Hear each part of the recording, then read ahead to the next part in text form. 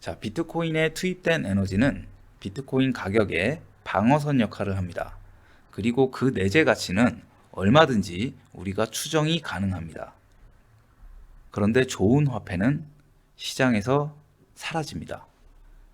좋은 화폐는 사용되기에는 큰 에너지를 내재하고 있기 때문입니다. 자, 여러분 안녕하세요. 지난 영상에 이어서 오늘은 에너지 기반 화폐의 최종 형태 비트코인 2부 영상입니다. 혹시 1부 영상을 못 보신 분들은 1부 영상을 먼저 시청하시는 것이 도움이 됩니다. 지난 영상에서 세계 최고 부자인 일론 머스크의 발언을 다뤘습니다. 비트코인은 에너지가 투입된 수단이고 에너지 기반의 화폐다. 그리고 진정한 화폐다 라고 언급했습니다. 먼저 비트코인에 대한 가장 큰 오해와 무지를 언급하면서 시작하겠습니다. 대중적 오해와 무지 중에 가장 큰 부분은 비트코인이 내재 가치가 없는 데이터 조각이다. 그리고 비트코인은 아무것도 생산하지 않는다. 이런 내용들이 있죠. 하지만 실제 진실은 비트코인은 내재 가치가 분명히 존재하며 또한 비트코인은 애초에 무언가를 생산할 필요가 없습니다. 이것은 금의 속성과도 같죠. 금 또한 아무것도 생산하지 않습니다. 이미 많은 에너지가 투입된, 에너지가 사용된 화폐이고 사용한 에너지가 그저 내재되어 있을 뿐입니다. 내재 가치란 뭘까요? 내재 가치는 과거에 이미 투입된 회수 불가능한 비용의 총합으로 정의할 수가 있습니다. 여기서의 비용이라는 것은 투입된 에너지와 노동, 시간, 자본 이런 것들을 모두 통칭합니다. 스마트폰은 현대 IT 기술과 정밀공학의 에너지가 응축된 상품입니다. 스마트폰 한 대의 순수 원가가 100만 원이라고 가정을 해보겠습니다. 이것은 스마트폰 한 대가 만들어지기 위해 이미 투입된 되돌릴 수 없는 그리고 회수가 불가능한 비용, 이걸 매몰 비용이라고도 하는데 이런 100만 원의 가치에 해당하는 에너지가 이 스마트폰 안에 담겨 있다는 것을 의미합니다. 이제 이 스마트폰을 제조한 제조업체는 이 100만 원에 되돌릴 수 없는 원가에 자신들의 이익을 더해서 출고 가격을 결정하게 되겠죠. 이 스마트폰 제조업자는 이익 20%를 더해서 120만 원에 제품을 출고하기로 결정합니다. 정상적인 시장 상황에서는 이 제조업체가 자신의 이 이익이 다소 줄어들지언정 원가인 100만 원 이하로는 절대로 제품을 판매하려고 하지 않을 겁니다. 그런데 시장이라는 곳은 때때로 이제 정상적인 상황을 벗어나기도 하죠. 바로 이제 외부 요인인 금융위기나 소비 붕괴, 경쟁의 심화, 사업자의 미숙으로 인한 파산 위험, 또 시장 조사를 비롯한 수요 예측 등의 실패, 이런 것들에 의해서 정상적인 상황을 벗어날 수 있습니다. 사업자는 이제 극히 드문 이런 상황에서 되돌릴 수 없는 에너지가 투입된 이 상품에 대해서 추가 손실을 막기 위해서라도 일종의 출구 전략이죠. 즉 원가 이하의 판매를 하는 경우가 더러 있습니다. 우리는 이런 현상을 공산품 시장에서 흔히 볼 수 있는 눈물의 땡처리라고 하죠. 자, 제조업체가 오랜 손실을 버티지 못하고 예를 들어 출고가를 원가 이하인 80만 원으로 낮추고 재고 정리에 돌입했다고 가정을 해보겠습니다. 여기서 우리가 분명히 인지해야 할 게 있는데 이 제조업체가 스마트폰을 원가 이하인 80만 원에 판매하더라도 이 상품의 내재 가치인 100만 원은 변함이 없습니다. 제품을 원가 이하에 팔더라도 이미 투입된 에너지와 비용이 모두 부정되는 것은 아니라는 점입니다. 자, 이것은 현재의 시장 상황을 제조업체가 버티지 못한 결과일 뿐이지 상품에 투입된 에너지는 그대로 상품에 내재합니다. 바로 이 지점이 스마트머니가 움직이는 시점입니다. 이것이 이제 원가 이하의 가격이라는 것을 알아챌 수 있는 외부인은 누굴까요? 바로 동종업계 종사자 또는 경쟁자, 부품 공급자 또는 업계에 관련된 투자자 등일 것입니다.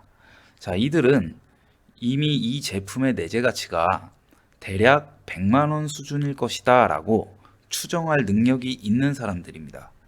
그리고 이들은 가격이 싸다, 저평가되었다 라고 처음으로 인식할 수 있는 집단입니다. 자, 이들은 이것이 최소 100만 원의 가치가 있다는 걸 알고 있습니다. 이제 이 스마트머니는 80만 원의 스마트폰을 대거 매수해서 때를 기다렸다가 90만 원에 팔 수도 있고 100만 원에 팔 수도 있을 겁니다. 자, 이 과정에서 보이지 않는 효과가 하나 있는데 바로 시장에서 경쟁자 하나가 사라졌다는 사실입니다. 자, 이 사실은 자본주의 시장에서 매우 중요합니다. 경쟁자가 사라진 시장에서는 생존자가 가격을 어느 정도 통제하거나 결정할 수 있게 되기 때문입니다. 자, 이런 일은 기업의 주가에서도 쉽게 발견이 되는데 한 기업의 내재 가치는 미래 가치와는 구분되죠. 이 내재 가치는 그 기업이 가진 공장과 사무실 빌딩 또는 설비, 이런 부동산 자산들, 그리고 인적 자원, 시험 장비, 상품과 부품의 재고 자산 등, 자, 이러한 것들은 지금 당장 이 기업이 파산한다고 해도 건질 수가 있는 자산의 총합입니다. 즉, 이것은 기업의 청산 가치에 근접합니다. 만일 어떤 기업의 주당 가격이 이런 내재 가치 이하로 하락한다면 이것을 눈치챈 스마트머니는 조용히 해당 주식을 매집할 겁니다. 만약 기업이 실제로 파산까지 하게 된다면 이 내재 가치에 미래 가치를 더해서 누군가에게 매각이 될 겁니다. 자, 기업이든 상품이든 이미 투입된 비용은 결국 고유의 되돌릴 수 없는 에너지를 포함하고 있어서 고유의 내재 가치를 갖습니다. 그러나 가격이 일시적으로 그 이하로 무너지는 경우가 생길 수 있지만 이미 투입된 에너지는 사라지지 않습니다. 그리고 그것을 알고 있는 스마트머니가 유입된다는 공통점들이 있습니다. 이제 비트코인에 대해서 알아볼 텐데, 비트코인은 막대한 에너지를 투입하는 채굴이라는 과정을 통해서 얻을 수가 있습니다. 채굴은 매우 복잡한 메커니즘이지만 이를 단순화해서 설명해 보면 한마디로 에너지를 투입해서 블록을 생성하고 그 대가, 보상으로서 새로운 비트코인을 얻는 과정이다 라고 정의할 수가 있습니다.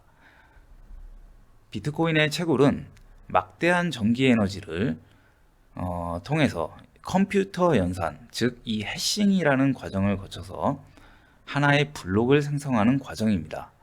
비트코인 채굴 컴퓨터는 일종의 무작위 수학 문제의 정답을 맞추기 위해서 24시간 돌아갑니다. 이 경쟁에서 전 세계에 2만 개가 넘는 노드라고 불리는 이 컴퓨터들과의 경쟁에서 이겨야 보상인 비트코인을 획득할 수가 있습니다. 현재 4차 반감기 블록의 보상은 3.125 BTC입니다. 이 무작위적인 무한 경쟁은 매 10분마다 새로운 게임이 시작되는데 그때마다 승자가 탄생하는 구조죠. 그래서 일종의 매 10분마다 4억 원가량의 복권 당첨 게임이 경쟁률 약 2만 대 1 정도로 매 10분마다 이루어지고 있는 겁니다.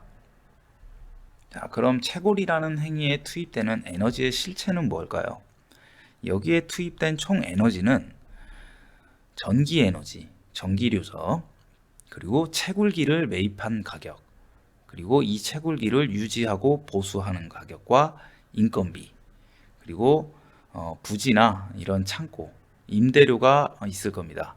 이렇게 구성이 됩니다. 그래서 이 구조는 우리가 앞서 살펴본 일반 공산품 중에 하나인 스마트폰의 원가 구조와 크게 다르지가 않습니다. 즉, 비트코인도 되돌릴 수 없는 비용과 에너지가 이미 투입된 것입니다. 자, 이로써 우리는 확신할 수가 있는데 비트코인이 일반 공산품과 마찬가지로 엄연히 되돌릴 수 없는 비용과 에너지가 투입되었다는 점, 그리고 이 비트코인에는 엄연히 원가가 존재한다는 것, 그리고 내재 가치, 즉 청산 가치가 존재하는 에너지 기반의 상품이라는 사실입니다. 그리고 그 내재 가치는 얼마든지 우리가 추정이 가능합니다. 자, 비트코인에 투입된 에너지는 비트코인 가격의 방어선 역할을 합니다. 그러나 앞서서 상품의 예에서 살펴본 것과 같이 비트코인의 가격도 특수한 외부 상황에 의해서 때로는 원가 이하로 내려가기도 합니다. 비트코인의 역사에서 이런 일은 여러 번 실제로 일어났고, 그 대표적인 사례가 2011년 마운트 곡스, 일본의 최대 거래소였죠. 해킹 사건으로 폭락한 사건이었습니다. 그리고 2014년과 2018년 크립토 윈터의 바닥 구간에서 이러한 현상이 일어났습니다. 또 코로나 쇼크 때도 이런 일이 일어났었고, 2022년 가장 최근의 일로 FTX 파산 사태가 있었습니다. 자, 이 비정상적인 시장 환경에서 대규모 채굴자들이 네트워크에서 이탈할 수가 있습니다. 우리는 상품 시장과 마찬가지로 비트코인도 채굴자들의 눈물의 땡처리가 있다. 그리고 이를 채굴자 항복, 마이너스 카피슐레이션이라고 표현합니다. 전 세계에 흩어져 있는 2만여 개의 채굴 노드들은 모두가 서로 다른 원가 환경을 갖고 있습니다. 특정 지역, 특정 국가의 전기료는 매우 비싸거나 매우 쌀 수도 있고, 부동산 임대료 가격은 위치에 따라서 천차만별이겠죠. 인건비를 비롯한 유지보수 관리비 또한 모두 다를 겁니다. 자, 일부 채굴자는 채산성이 맞지 않아서 보유한 비트코인을 시장에 매도하거나 더 이상의 적자를 방지하기 위해서 컴퓨터를 셧다운 시키기도 합니다. 자, 이 채굴자 이탈 기간에 중요한 현상이 하나 발생하는데, 많은 채굴자들이 네트워크를 이탈하게 되면 이 수학 연산 문제의 난이도, 즉 해시레이트가 하락합니다. 이렇게 되면 생존한 채굴자들이 조금 더 저렴한 비용으로 비트코인을 채굴할 수 있게 됩니다. 이거는 시장의 자정작용이 내부에서 작동하고 있다. 우리 경제학에서 얘기하는 애덤 스미스의 보이지 않는 손이 시장에서 작동하고 있다. 이렇게 표현할 수 있습니다. 그리고 스마트 머니는 비트코인 가격이 매우 저평가되어 있음을 알아채고 매수하기 시작합니다. 이로써 비트코인의 가격은 필연적으로 그 내재 가치를 구조적으로 이탈할 수는 없습니다. 우리는 이것을 가격의 하방 경지성이 생겨났다라고 표현합니다. 이제 우리는 명확한 결론에 도달합니다. 비트코인은 되돌릴 수 없는 에너지가 투입된 제조 원가가 존재하는 일종의 금융 상품이고 에너지 기반의 화폐입니다. 그 가격은 내재 가치를 일시적으로 이탈할 수는 있겠지만 구조적으로 이탈하지는 않습니다. 자, 비트코인을 믿는 사람들의 신뢰에 기반하지 않습니다. 사람들이 모두가 믿음을 잃고 80%의 하락을 수도 없이 겪었지만 결국엔 다시 부활하는 15년의 역사가 이것을 증명합니다. 그 원동력은 내재된 에너지가 존재하기 때문이지 사람들이 신뢰하기 때문이 아닙니다. 에너지는 실제하지만 어쩌면 이 신뢰라는 것이야말로 그것이 무너졌을 때 실체와 형태가 없는 신기루에 불과할 수도 있습니다. 자, 우리는 평생 노동을 하면서 우리의 시간과 에너지를 어딘가에 투입합니다. 우리는 이 에너지의 대가를 신뢰 기반의 법정화폐로 받고 있습니다. 그리고 이 법정화폐로 소비하고 결제합니다. 우리가 소비와 결제를 하고 남은 잉여현금이 있다면 이거는 우리 노동에 대한 잉여 에너지라고 표현할 수 있을 겁니다. 이 잉여 에너지는 에너지가 전혀 투입되지 않은 신뢰 기반의 화폐, 즉 법정화폐에 저장되고 있는데, 우리가 일부에서 살펴본 바대로 이 법정화폐는 매년 그 가치를 잃습니다. 자, 내가 투입한 나의 잉여 에너지가 시간이 갈수록 그 가치를 잃어가고 있다는 겁니다. 비트코인은 널리 알려진 것과 같이 그냥 단순한 가치 저장 수단이 아닙니다. 비트코인은 고유의 내재 가치에 더해서 한 인간이 일생 동안 사용한 에너지 중 일부를 시공간을 초월해서 누구도 바꿀 수 없는 네트워크에 저장할 나의 에너지, 잉여 에너지 저장 수단입니다.